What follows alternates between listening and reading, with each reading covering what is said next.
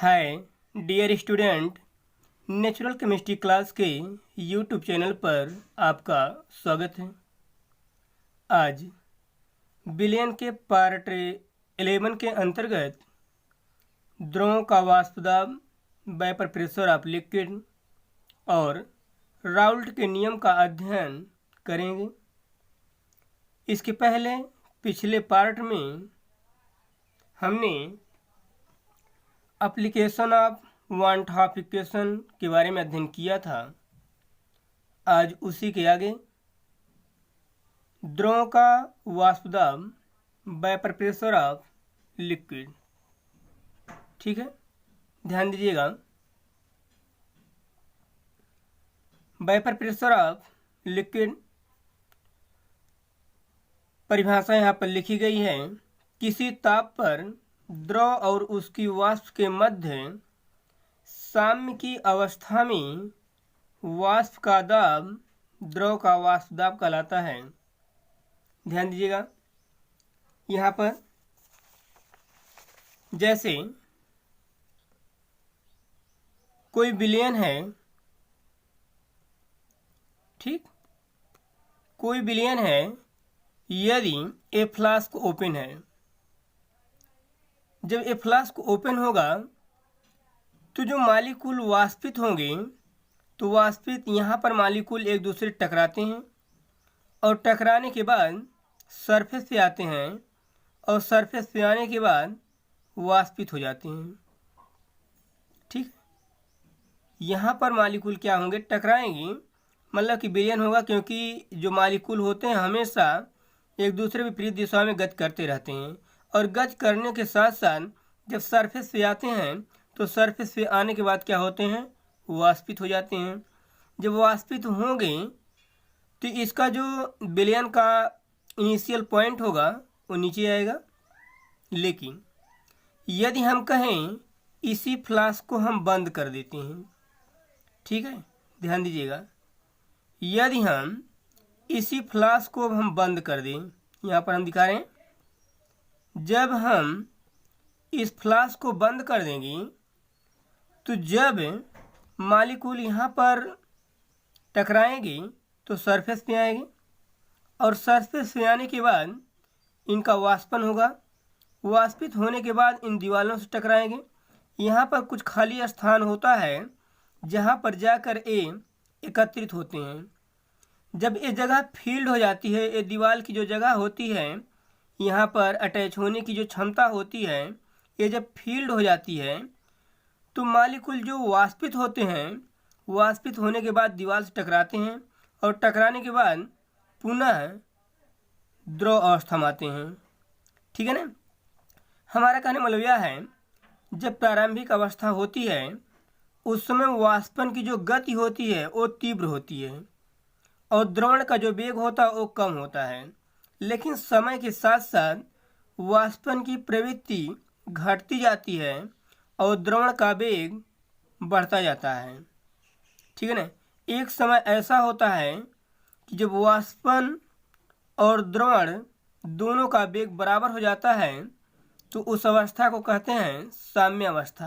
आप जानते हैं कि जब वाष्पन और द्रवण दोनों का वेग बराबर हो जाता है तो उस अवस्था को हम कहते हैं कौन सी अवस्था, साम्य अवस्था। ठीक है ना।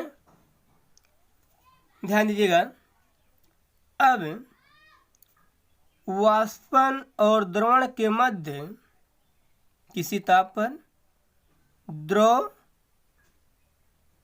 और उसकी वाष्प के मध्य साम्य की अवस्था में वाष्प के द्वारा लगाया गया दाब द्रव का वाष्प दाब कहलाता है। ध्यान दीजिए, यहाँ पर हम पुनः आपको बता रहे हैं, हमने कहा कि यदि इस फ्लास्क को बंद कर देते हैं तो मालिक्यूल जो यहाँ पर टकराते हैं तो इस सरफेस पे आते हैं जहाँ तक विलयन होता है और सरफेस पे आने के बाद वाष्पित होते हैं। वाष्पित होने के बाद इन दीवारों से टकराएंगे। पहले प्रारंभिक स्थिति में तो यहाँ पर मालिक्यूल अटैच हो जाते हैं, कुछ मालिक्यूल अटैच होंगे दीवार से। ठीक है ना। अटैच होने के बाद जब ये जगह फील्ड हो जाती है तो मालिक्यूल जो वाष्पित होते हैं तो यहाँ पर टकराने के बाद पुनः द्रव अवस्था में आते हैं, द्रवित हो जाते हैं तो वाष्पन और द्रवण, प्रारंभिक अवस्था में वाष्पन का वेग कम होता है और द्रवण का वेग, प्रारंभिक अवस्था में वाष्पन का वेग अधिक होता है और द्रवण का वेग कम होता है। लेकिन जैसे जैसे समय बीतता है वाष्पन की गति कम होती है और द्रवण का वेग बढ़ता जाता है। एक समय ऐसा होता है कि वाष्पन और द्रवण दोनों का वेग बराबर हो जाता है। उस अवस्था कहते हैं साम्य अवस्था। ठीक है ना।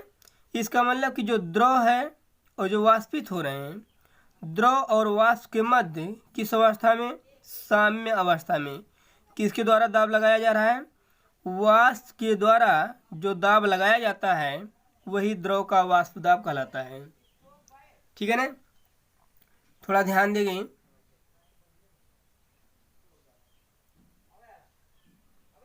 हाँ, ध्यान दीजिएगा, यहाँ पर लिखा गया है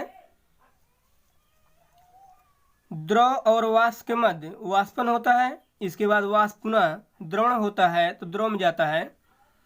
तो द्रव और वाष्प के मध्य साम्य की अवस्था में, हमने बताया भी, द्रव और वाष्प के मध्य साम्य की अवस्था में वाष्प के द्वारा लगाया गया दाब द्रव का वाष्प दाब कहलाता है। द्रव और वाष्प के मध्य साम्य की अवस्था में जब वाष्पन और द्रवण दोनों का वेग बराबर होता है, वाष्पन और द्रवण जब दोनों का वेग बराबर होता है, उस अवस्था कौन सी अवस्था कहते हैं? साम्य अवस्था।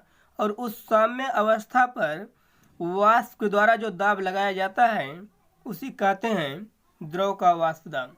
परिभाषा यहाँ स्पष्ट लिखी गई है।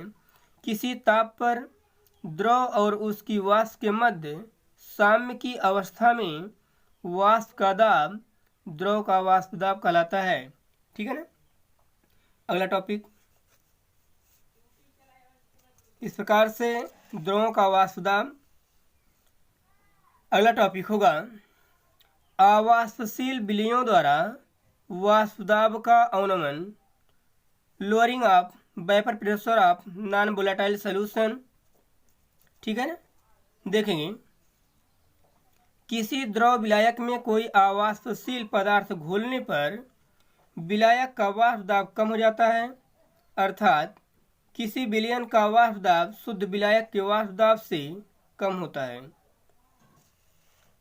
यदि किसी ताप पर शुद्ध विलायक का वाष्प दाब P0 और विलयन का वाष्प दाब PS है तो P0 माइनस PS बराबर P0 माइनस PS वाष्प दाब का अवनमन और P0 माइनस PS अपान P0 वाष्प दाब का आपेक्षिक अवनमन कहलाता है। ध्यान देंगे, ये तो थियरी थी, आप इसका स्क्रीनशॉट लेके नोट से बना लेंगे। आपको हम पुनः इसको बताते हैं है क्या अवाष्पशील विलयों द्वारा वाष्प दाब का अवनमन। ठीक है ना। ध्यान दीजिएगा, जैसे कोई विलायक है, ठीक है, कोई विलायक है, इस विलायक में हम जब कोई पदार्थ विलीन करेंगे तो जब कोई पदार्थ विलीन करेंगे विलायक में तो बनेगा क्या? विलयन। ठीक है। ये विलायक है और इस विलायक में जब हम कोई अवाष्पशील पदार्थ विलीन करते हैं, अवाष्पशील पदार्थ में जब विलीन करेंगी तो क्या प्राप्त होगा हमको? विलयन।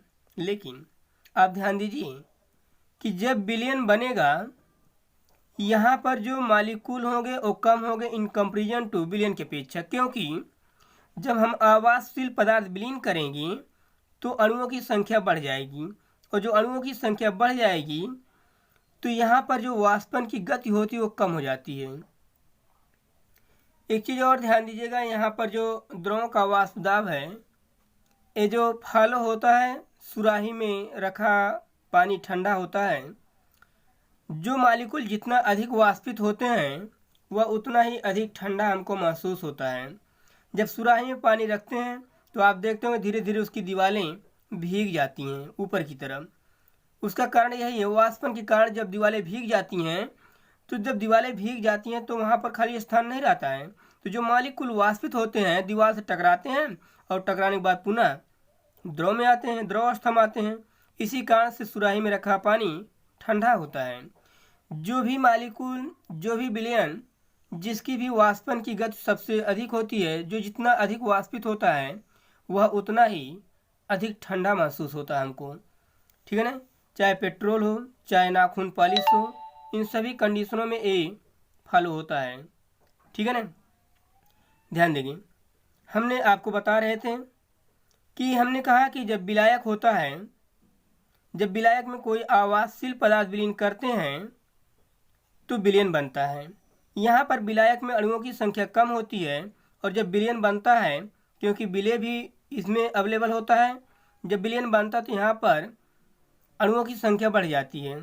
जब अणुओं की संख्या बढ़ जाएगी तो वाष्पन की गति कम हो जाएगी, क्योंकि जो आवासशील पदार्थ होंगे वो तो वाष्पित होंगे ही नहीं। यहाँ पर सभी मालिक्यूल वाष्पित होते थे, ये विलायक था, यहाँ पर वाष्पशील है, ये सभी मालिक्यूल वाष्पित होते थे। लेकिन जब आवासशील पदार्थ विलीन कर देते हैं तो जो सरफेस होता है, इस सरफेस का कुछ हिस्सा ऐसे मालिक्यूल एकत्रित हो जाएंगे जो आवासशील होंगे। अब यहाँ पर वाष्पित होने वाले अणुओं की संख्या में क्या आ जाएगी? कमी आ जाएगी।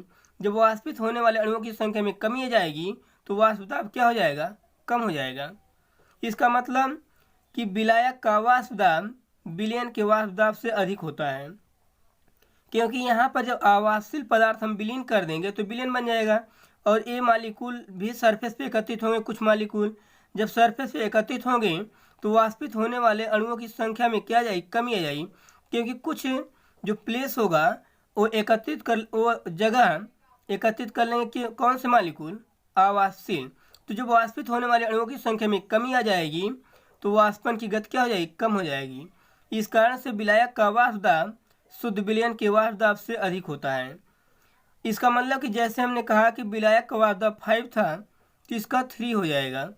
हमको कैसे पता चलेगा कम होगा? जब हम 5 में से 3 घटाएंगे तभी तो मालूम होगा कि 2 की कमी हो रही है। तो इस प्रकार से P0 माइनस PS वाष्प दाब का क्या है? अवनमन। वाष्प दाब का अवनमन बराबर क्या होगा? P0 minus PS। और वाष्प दाब का जो आपेक्षिक अवनमन होता है P0 माइनस PS अपान P0, ये क्या है? वाष्प दाब का आपेक्षिक अवनमन। अवनमन मतलब कमी, है ना। ये क्या है? वाष्प दाब का अवनमन। अवनमन कैसे पता चला? ये विलायक का वाष्प दाब है, ये किसका है? विलयन का वाष्प दाब। हमने कहा कि जैसे 5 से 3 हो गया, कमी हो गई, कैसे मालूम पड़ा हमको? जब 5 में से 3 घटाएंगे तभी तो मालूम पड़ा 2 कमी हो रही है। उसी प्रकार से वाष्प दाब का अवनमन बराबर P0 माइनस PS, मतलब विलायक का वाष्प दाब माइनस विलयन का वाष्प दाब। ये वाष्प दाब का अवनमन है और ये क्या है? वाष्प दाब का आपेक्षिक अवनमन।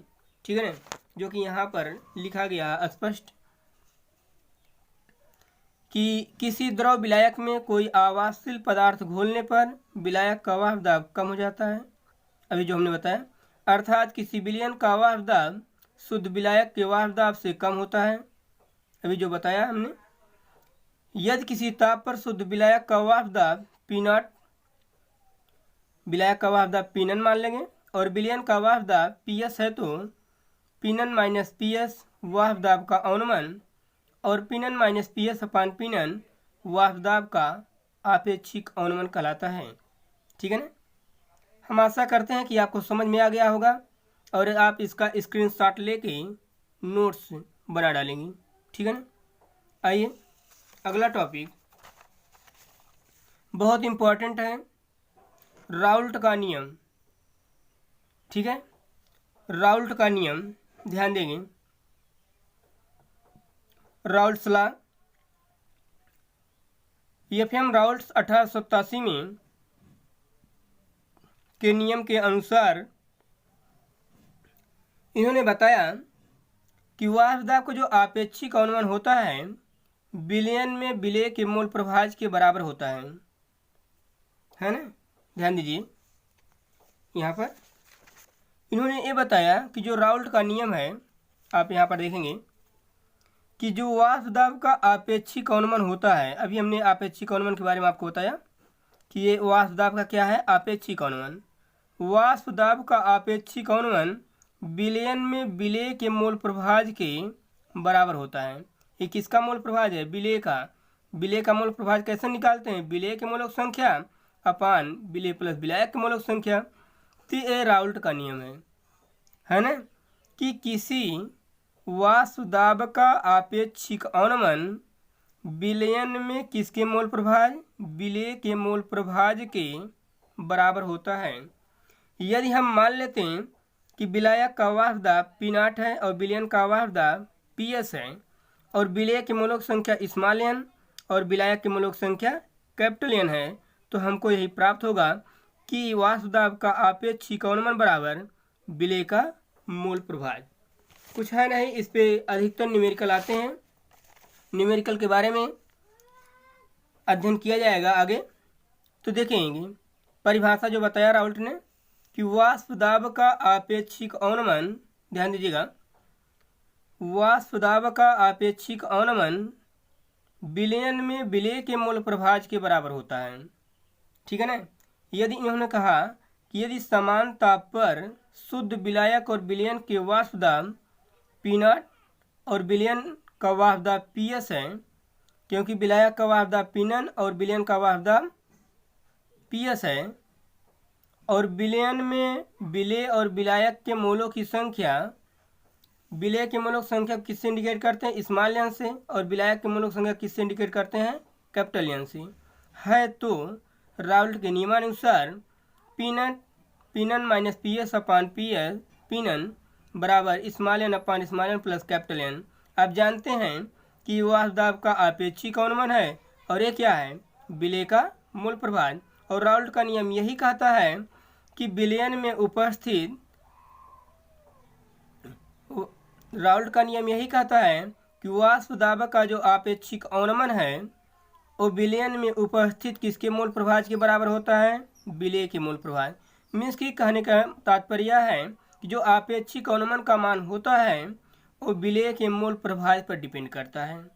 आपेक्षिक अवनमन जब बढ़ेगा तो विलेय के मोलों की संख्या भी क्या होगी, मोल प्रभाज भी क्या होगा, बढ़ेगा।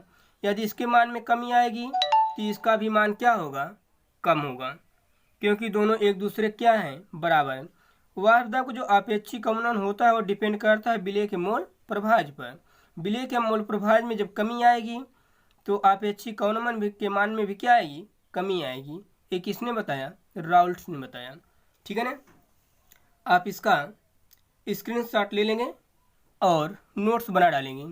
ठीक है ना। राउल्ट का नियम समीकरण 1 से स्पष्ट है, यहाँ पर लिखा गया है समीकरण 1, थोड़ा ध्यान दीजिएगा। समीकरण 1 से स्पष्ट है कि वाष्प दाब अवनमन विलयनों का एक अणुसंख गुण है, क्योंकि आप जानते हैं कि अणुसंख गुण की जो हमने बात की थी कि जब विलयन में उपस्थित जो उनकी प्रॉपर्टी होती है, जब विलेय के मोलों की संख्या पर डिपेंड करती है, तो हम उसे अणुसंख गुण कहते हैं। यहाँ पर जो वाष्प दाब का आपेक्षिक अवनमन है वो डिपेंड किसके कर रहा है, विलयन में उपस्थित विलेय के मोल प्रभाज पर। और जब विलेय के मोल प्रभाज या विलेय के मोलों की संख्या पर डिपेंड करता है तो हम उसे कहते हैं अणुसंख गुण। पिछले पार्ट में हमने आपको बताया था कि जब विलयन में उपस्थित उसके भौतिक और रासायनिक गुण डिपेंड करते हैं किसके ऊपर, विलेय के मोलों की संख्या पर, तो उसी कहते हैं अणुसंख गुण कहते हैं। तो समीकरण 1 से स्पष्ट है कि वाष्प दाब अवनमन विलयनों का एक अणुसंख गुण है। ठीक है ना। एक और टॉपिक है, ध्यान दीजिएगा, आदर्श विलयन, आइडियल सॉल्यूशन। जो विलयन ताप और सांद्रता की सभी परिस्थितियों में राउल्ट के नियम का पूर्णतः पालन करते हैं उन्हें आदर्श विलयन कहते हैं। वैसे आदर्श विलयन, कोई भी विलयन इस नियम को फॉलो नहीं कर पाता है, लेकिन कुछ परिस्थितियों को देखते हुए हम आदर्श विलयन मान लेते हैं। ठीक है ना। जो विलयन ताप और सांद्रता की सभी परिस्थितियों में राउल्ट के नियम का पूर्णतः पालन करते हैं उन्हें आदर्श विलयन कहते हैं। परिभाषा है, मीन्स कि जो विलयन राउल्ट के नियम को पूर्णतः पालन करते हैं, मतलब इस प्रकार जो कंडीशनें इनकी होगी, इस पे कुछ न्यूमेरिकल है जो कि बहुत इम्पॉर्टेंट है और काफ़ी मतलब कि कई बार यूपी बोर्ड में पूछा भी गया है। उसको हम कल के पार्ट में आपको बताएंगे। ये आदर्श विलयन की परिभाषा आप इसको देख लेंगे। ठीक है। आज का क्लास यहीं पर समाप्त होता है। नेक्स्ट क्लास अगले दिन। और आप लोग चैनल को सब्सक्राइब और लाइक अवश्य करें लाइक करने से हम लोगों को एक मोटिवेशन प्राप्त होता है कि हाँ इतने बच्चे लाइक कर रहे हैं। ठीक है ना। आज का क्लास यहीं पर समाप्त होता है। नेक्स्ट क्लास अगले दिन। Thank you very much.